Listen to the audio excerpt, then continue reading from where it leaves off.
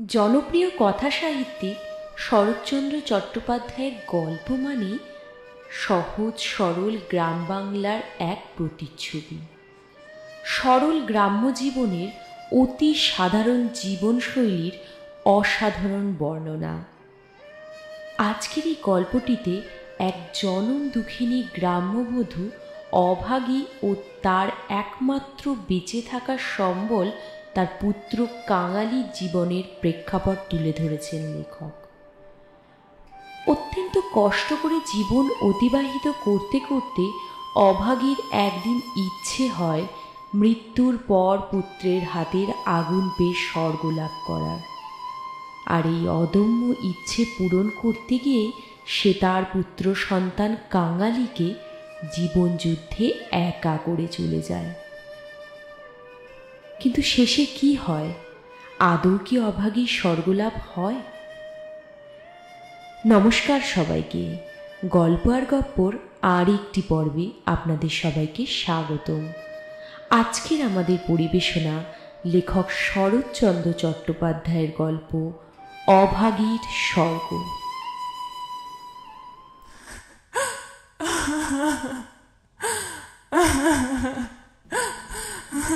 ঠাকুরদাস মুখুজ্জের বর্ষীয়সী স্ত্রী 7 দিনের জ্বরে মারা গেলেন।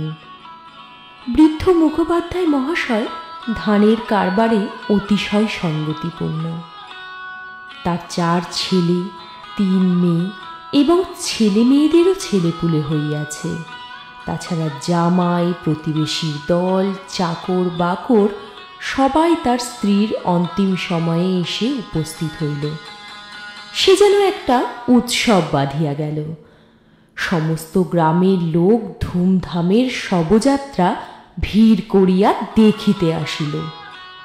এদিকে মেয়েরা কাঁদিতে কাঁদিতে মায়ের 2 পায়ে গাঢ় করিয়া আলতা এবং মাথায় ঘন করিয়া সিঁদুর লেপিয়া দিল।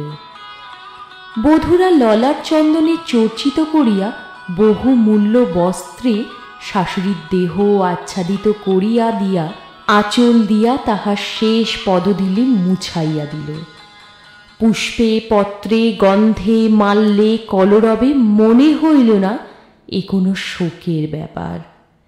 এ যেন বড় বাড়ির গৃহিণী 50 বর্ষ পরে আর একবার নতুন করিয়া তার স্বামী গৃহে যাত্রা করিতেছেন।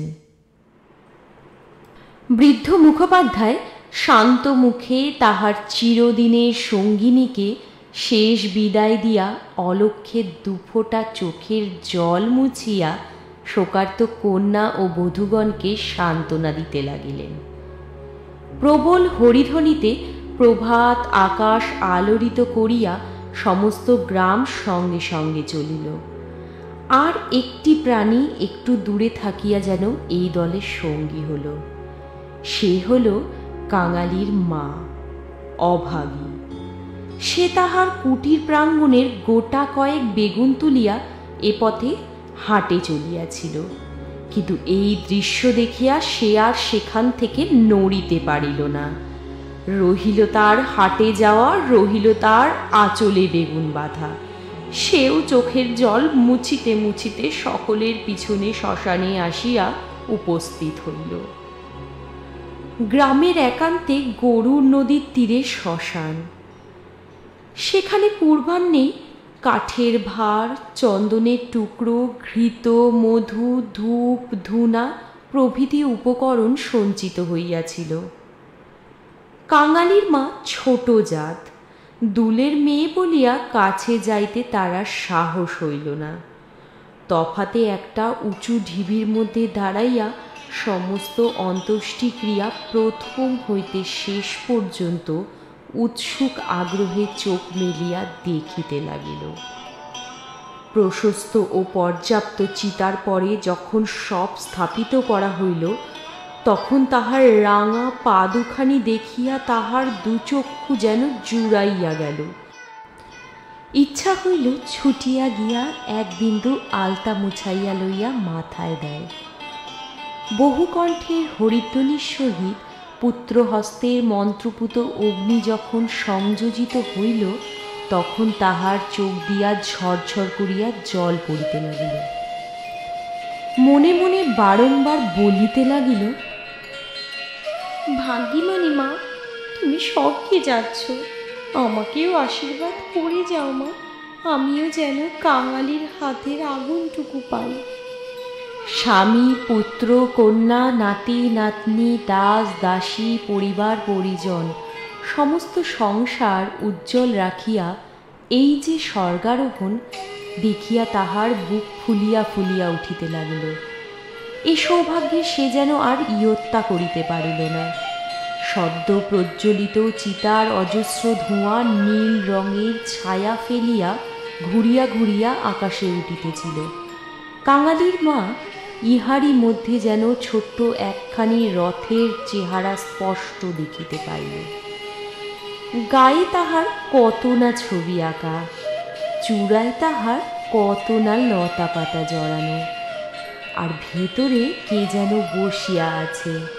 মুখ তাহার চেনা যায় না, কিন্তু সেথায় তাহার সিঁদুরের রেখা, আর পদতল দুটি আলতায় রাঙানো। ঊর্ধ্বদৃষ্টে চাহিয়া কাঙালির মায়ের দু চোখে অশ্রুর ধারা বহিতেছিল। এমন সময়ে একটি 14-15 বছরের ছেলে তাহার আঁচলে টান দিয়া কহিল, হেতায় তুই দাঁড়িয়ে আছিস মা, ভাত রাঁধবি নে? মা চমকিয়া ফিরিয়া চাহিয়া কহিল, রাঁধব খন রে। হঠাৎ ওপরে অঙ্গুলি নির্দেশ করিয়া ব্যগ্রস্বরে কহিল, দেখ দেখ বাবা, বামুন মা ওই রথে চড়ে স্বর্গে যাচ্ছে। ছেলে বিস্ময়ে মুখ তুলিয়া কহিল, কই, তুই খেপেছিস? ও তো ধোঁয়া।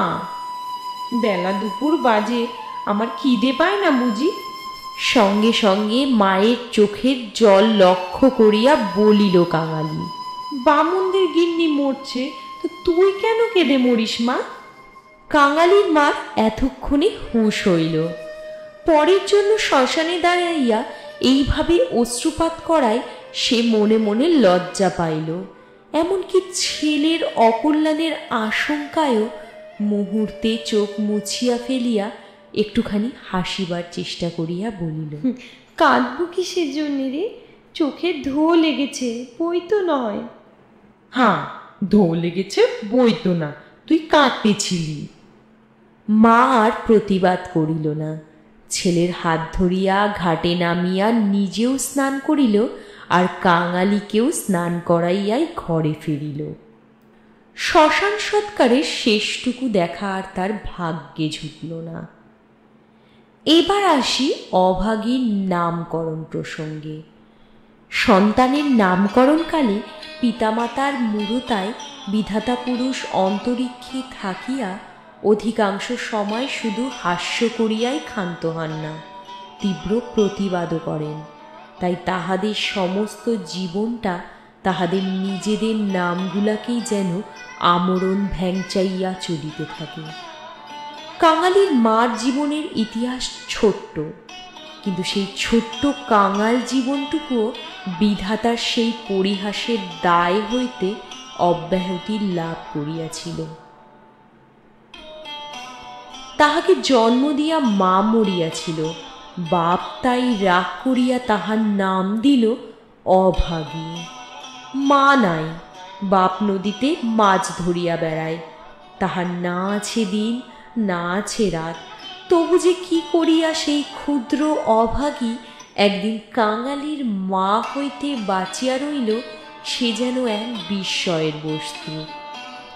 যাহার সহিত বিবাহ হইল তাহার নাম রসিক বাঘ। বাঘের আবার অন্য এক বাঘিনীও ছিল। ইহাকে লইয়া সে গ্রামান্তরে উঠিয়া গেল। অভাগী তাহার অভাগ্য ও শিশুপুত্র কাঙালিকে লইয়া সেই গ্রামেই পড়িয়া লইল। তাহার সেই কাঙালি বড় হইয়া আজ বছর 15 পা দিয়াছে। সবেমাত্র বেতের কাজ শিখিতে আরম্ভ করিয়াছে। অভাগীর আশা হইয়াছে আরও বছরখানে তাহার অভাগ্যের সহিত যুজিতে পারিলেই দুঃখ ঘুচিবে তাহার। এই দুঃখ যে কি যিনি দিয়াছেন তিনি ছাড়া আর কেউই জানেন না। কাঙালি পুকুর হইতে আচাইয়া আসিয়া দেখিল তাহার পাতের ভুক্তাবশেষ মা একটা মাটির পাত্রে ঢাকিয়া রাখিতেছে। আশ্চর্য হইয়া সে জিজ্ঞাসা করিল, তুই খেলি নে মা? বেলা গড়িয়ে গেছে বাবা, এখন আর খিদে নেই।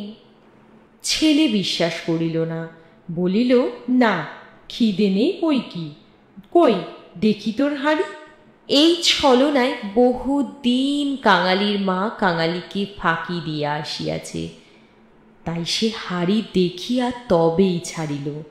তাহাতে আরও একজনের মতো ভাত ছিল। তখন সে প্রসন্ন মুখে মায়ের কোলে গিয়া বসিল।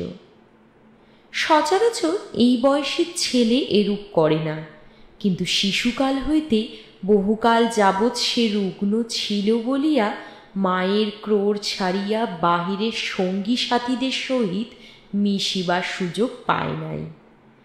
এইখানে বসিয়াই তাহাকে খেলাধুলার স্বাদ মিটাইতে হইয়াছে। এক হাতে গলা জড়াইয়া মুখের উপর মুখ রাখিয়াই কাঙালি চকিত হইয়া কহিল, মা তোর গা যে গরম, কেন তুই অমন রোদে দাঁড়িয়ে মরা পোড়ানো দেখতে গেলি? কেন আবার নেমে এলি? মরা পোড়ানো কি? মা শশব্যস্তে ছেলের মুখে হাত চাপা দিয়া কহিয়া উঠিল, ছি বাবা, মরা পোড়ানো বলতে নেই, পাপ হয়। সতীলক্ষ্মী মা ঠাকুরন রথে করে স্বর্গে গেলেন। তোর এক কথা মা, রথে চড়ে কেউ নাকি আবার স্বর্গে যায়? আমি যে চোখে দেখলু কাঙালি, বামুন মার রথের উপরে বসে, তেনার রাঙা পা দুখানি যে সবাই চোখ মেলে দেখলে রে বাবা। সবাই দেখলে? সবাই দেখলে। কাঙালি মায়ের বুকে ঠেস দিয়া বসিয়া ভাবিতে লাগিল। মাকে বিশ্বাস করাই তাহার অভ্যাস। বিশ্বাস করিতেই সে শিশুকাল হইতে শিক্ষা করিয়াছে। সেই মা যখন বলিতেছে সবাই চোখ মেলিয়া এত বড় ব্যাপার দেখিয়াছে, তখন অবিশ্বাস করিবার আর কিছু নাই। খানিক পরে আস্তে আস্তে কহিল সে, তুইও তোমার সঙ্গে যাবি? বিন্দির মা সেদিন রাখালের পিসিকে বলতেছিল, ক্যাংলার মার মতো সতীলক্ষ্মী আর দুলে পাড়ায় নেই। কাঙালির মা চুপ করিয়া রহিল। কাঙালি তেমনি ধীরে ধীরে আবারও কহিতে লাগিল, বাবা যখন তোরে ছেড়ে দিলে তখন তোরে কত লোকে তো নিকে করতে সাদাসাদি করলে, কিন্তু তুই বললি না, বললি ক্যাঙালি বাঁচলে আমার দুঃখ বুঝবে, আবার নিকে করতে যাব কিসের জন্য? হামা, তুই নিকে করলে আমি কোথায় থাকতো? আমি হয়তো না খেতে পেয়ে এতদিনে মরে যেতুম।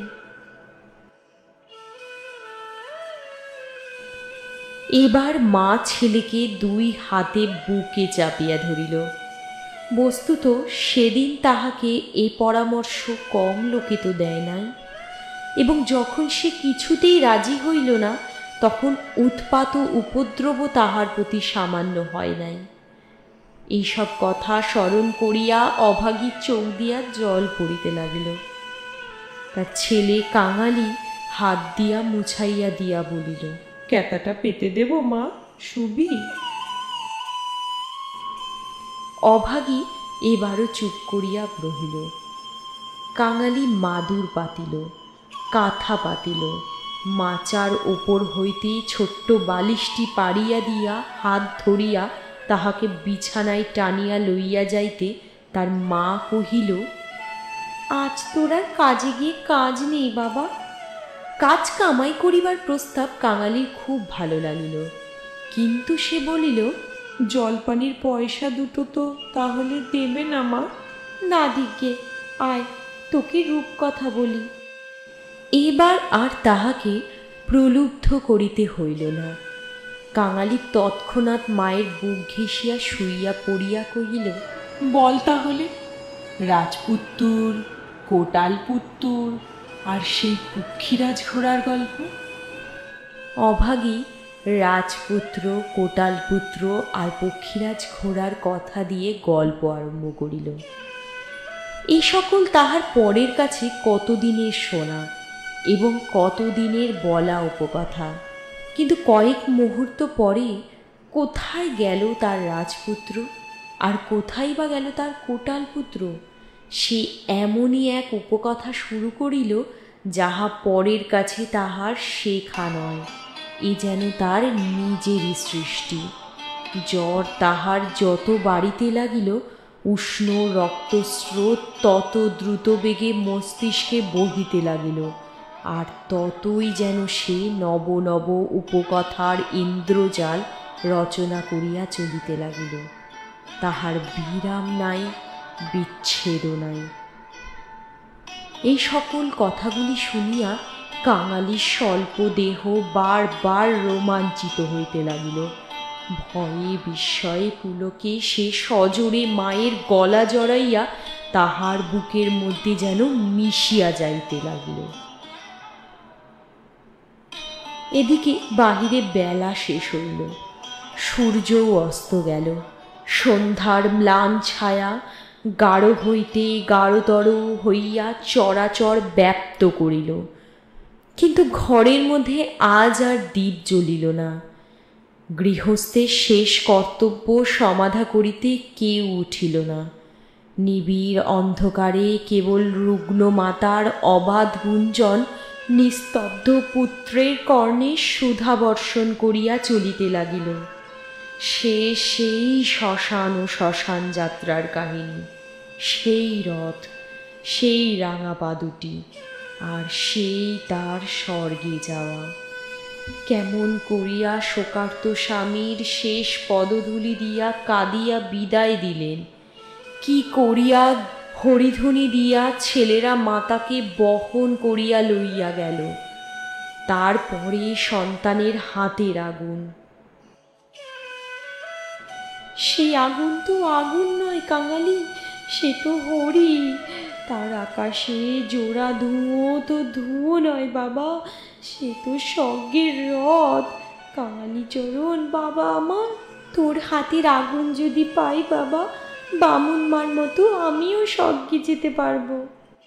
এবার কাঙালির একটু একটু ভয় করিতে লাগিল।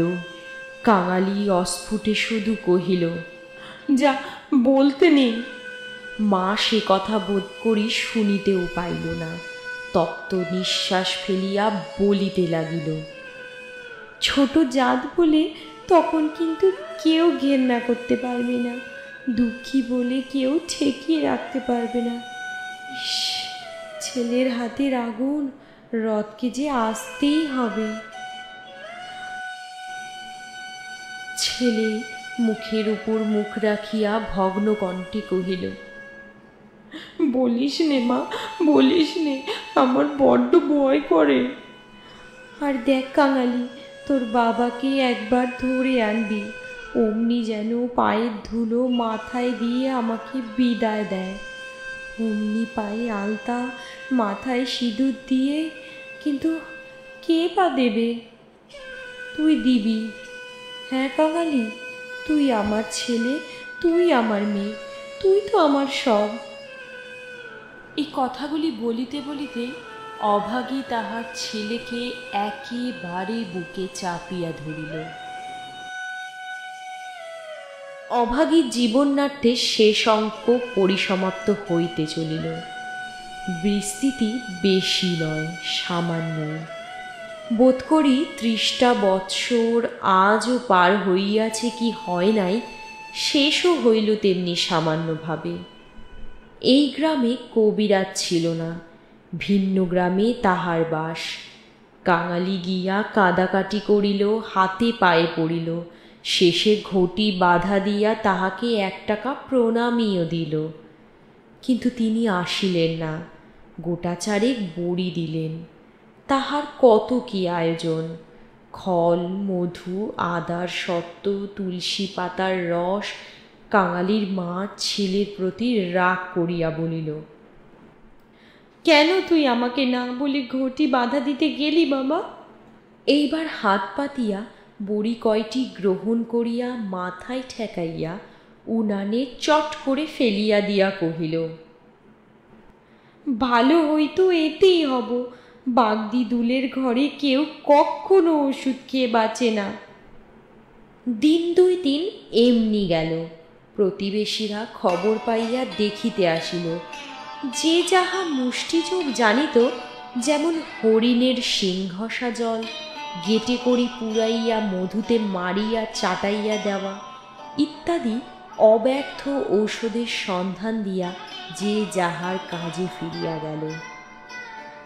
সবার কথা অনুযায়ী ছেলে মানুষ কাঙালি ব্যতিব্যস্ত হইয়া উঠিতে লাগিল।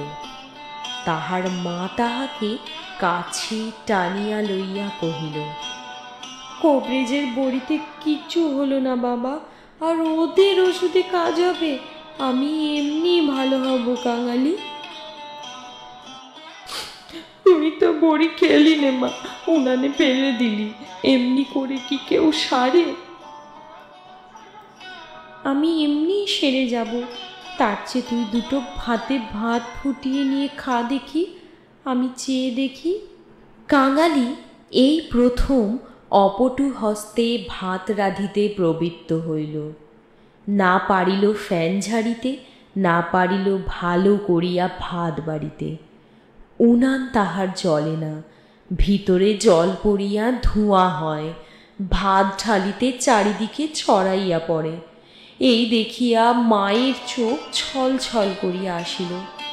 সে নিজে একবার উঠিবার চেষ্টাও করিল, কিন্তু মাথা সোজা করিতে পারিল না। শয্যায় আবার লুটাইয়া পড়িল।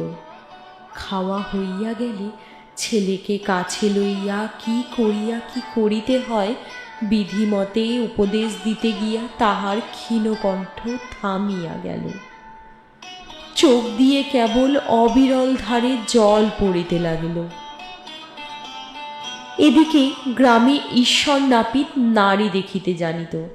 পরদিন সকালে সে হাত দেখিয়া তাহারই সম্মুখে মুখ গম্ভীর করিল, দীর্ঘ নিঃশ্বাসও ফেলিল এবং শেষে মাথা নাড়িয়া উঠিয়া গেল।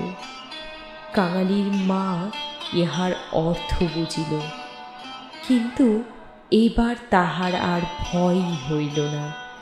সকলে চলিয়া গেলে সে তাহার ছেলে কাঙালিকে ডাকিয়া কহিল, এইবার একবার তাকে ডেকে আনতে পারিস বাবা? কাকে মা? ওই যে ওই গায়ে যে উঠে গেছে। বাবাকে? অভাগী চুপ করিয়া রইল।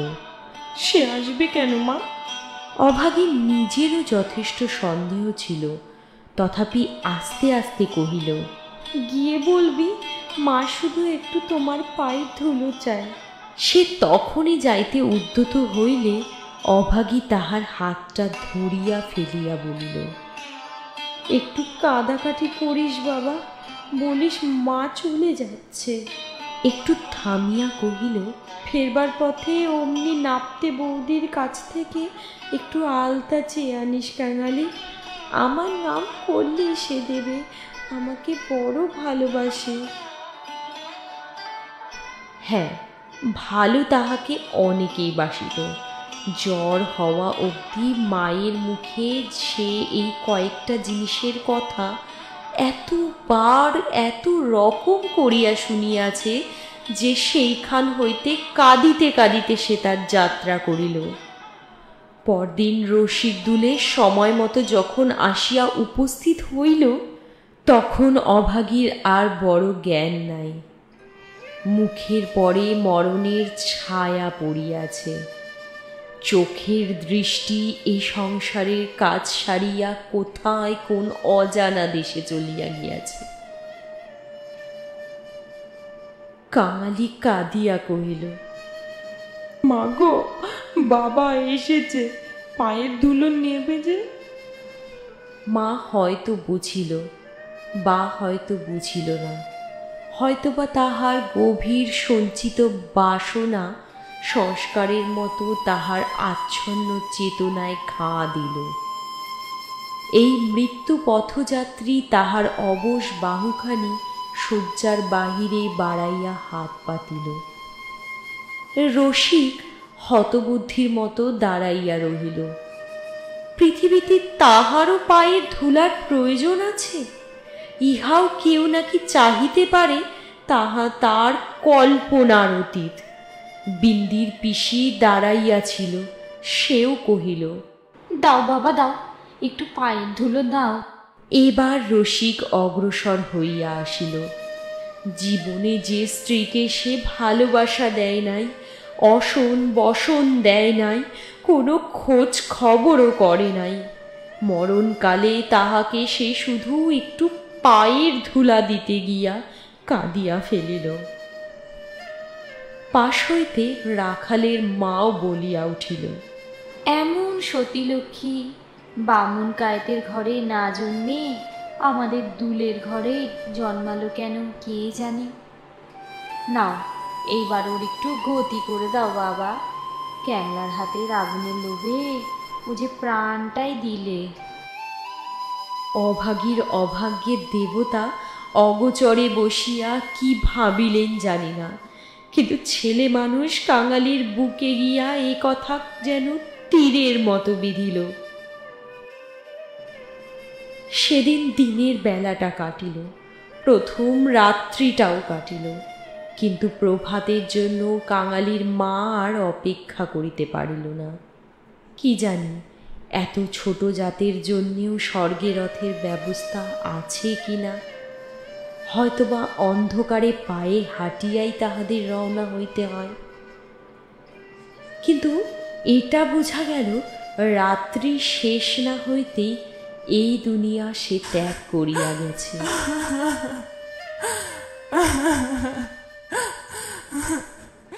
পরদিন সকালে কুটির প্রাঙ্গণে একটা বেল গাছ, একটা কুরুল চাহিয়া আনিয়া রসিক তাহাতে ঘাত দিয়াছে কি দেয় নাই, কোথা হইতে জমিদারের দারোয়ান ছুটিয়া আসিয়া তাহার গালে সশব্দে একটা চর কষাইয়া দিল। শালা, এ কি তোর বাপের গাছ আছে যে কাটতে লেগেছিস? রসিক গালে হাত বুলাইতে লাগিল। কাঙালি কাদো কাদো হইয়া বলিল, বাহ, এই যে আমার মায়ের হাতে পোতা গাছ দারোয়ানজি, বাবাকে খামোকা তুমি মারলে কেন? হিন্দুস্থানি দারোয়ান তাহাকে একটা অশ্রাব্য গালি দিয়া মারিতে গেল, কিন্তু সে যেহেতু তাহার জননীর মৃতদেহ স্পর্শ করিয়া বসিয়াছিল, তাই অশৌচের ভয়ে তাহার গায়ে হাত দিল না। হাঁকাহাঁকিতে একটা ভিড় সেইখানে জমিয়া উঠিল। কেহই অস্বীকার করিল না যে বিনা অনুমতিতে রসিকের গাছ কাটিতে যাওয়াটা ভালো হয় নাই। তাহারাই আবার দারোয়ানজির হাতে পায়ে পড়িতে লাগিল। তিনি যেন অনুগ্রহ করিয়া একটা হুকুম দেন, কারণ অসুখের সময় যে কেহই কাঙালির মাকে দেখিতে আসিয়াছে, অভাগী তাহাদের হাতে ধরিয়া তাহার শেষ অভিলাষ ব্যক্ত করিয়া গিয়াছে। দারোয়ান ভুলিবার পাত্র নহে, সে হাত মুখ নাড়াইয়া জানাইল, এ সকল চালাকি কাটিবে না। এই অঞ্চলের জমিদার স্থানীয় লোক নহেন, গ্রামে তাহার একটা কাছারি আছে, গোমস্তা অধর রায় তাহারই কর্তা। লোকগুলা যখন হিন্দুস্তানিটার কাছে ব্যর্থ অনুনয় বিনয় করিতে লাগিল, কাঙালি তখন ঊর্ধ্বশ্বাসে দৌড়িয়া একেবারে কাছারি বাড়িতে আসিয়া উপস্থিত হইল। সে লোকের মুখে মুখে শুনিয়াছিল পিয়াদারা ঘুষ লয়। তাহার নিশ্চয় বিশ্বাস হইল, অত বড় অসঙ্গত অত্যাচারের কথা যদি কর্তার গোচর করিতে পারে, ইহার প্রতিবিধান না হইয়া পারে না। হায় রে অনভিজ্ঞ, বাংলাদেশের জমিদার ও তাহার কর্মচারীকে তো সে চিনিত না। সদ্য মাতৃহীন বালক শোকে উদ্ভ্রান্ত হইয়া একেবারে উপরে উঠিয়া আসিয়াছিল। অধর রায় সেই মাত্র জলযোগান্তে বাহিরে আসিয়াছিলেন। বিস্মিত ও ক্রুদ্ধ হইয়া কহিলেন, কে রে? আমি কাঙালি, দারোয়ানজি আমার বাবাকে মেরেছে। বেশ করেছে, হারামজাদা, খাজনা দাওনি বুঝি? না বাবু মশাই, বাবা গাছ কাটিতেছিল, আমার মা মরেছে কিনা।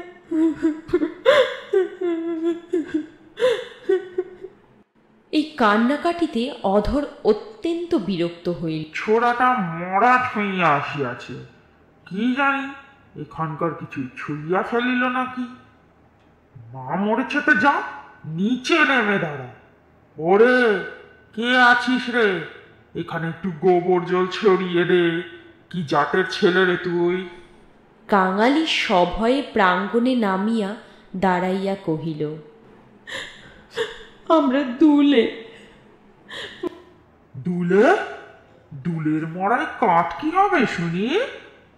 মা যে আমাকে আগুন দিতে বলে গেছে। তুমি জিজ্ঞাসা করো না বাবু মশাই, মা যে সবাইকে বলে গেছে, সকলে শুনেছে যে।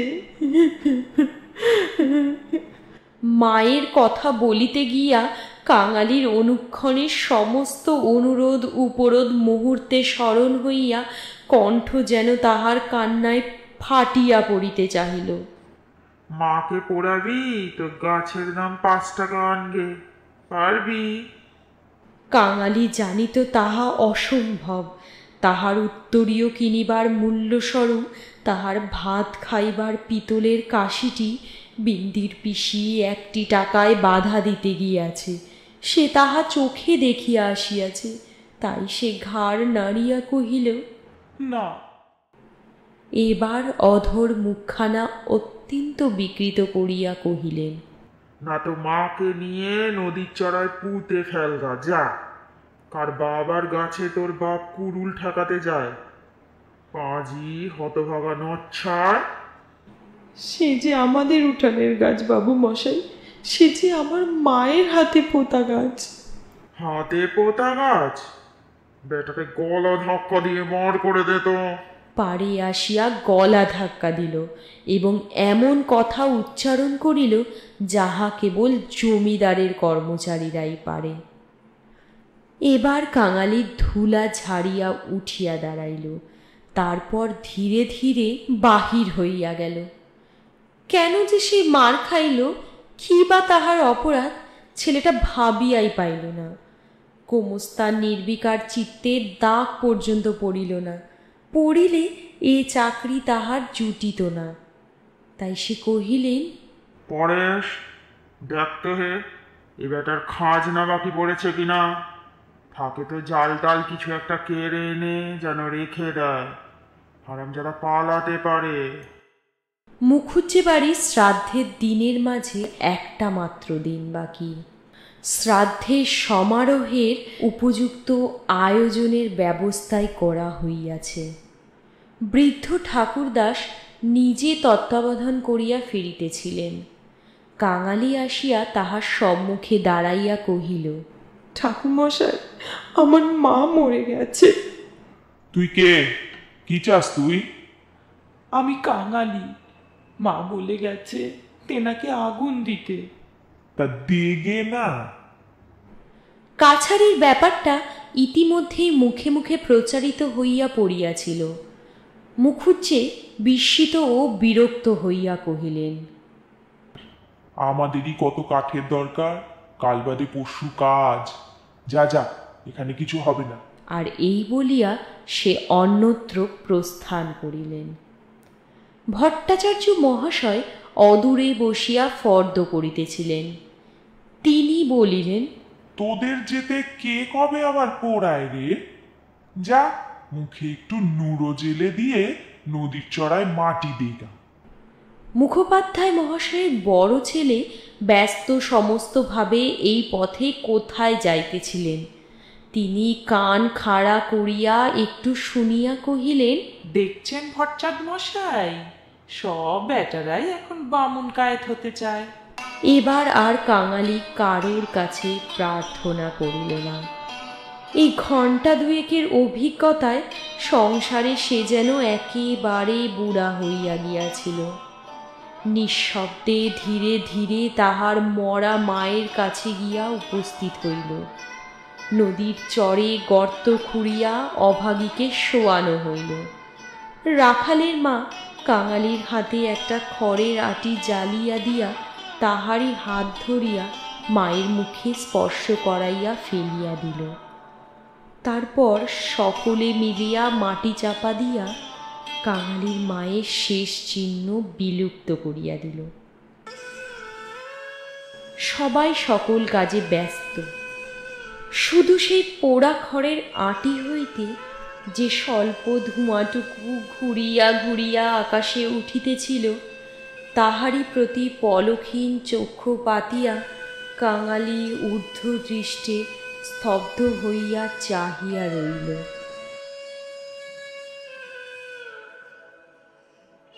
হয়তো সেদিন সত্যি সত্যি রথ এসেছিল অভাগীকে নিতে, কেননা এবার স্বয়ং ঈশ্বরও এই জনম দুঃখিনীকে আর ফাঁকি দিতে পারবে না।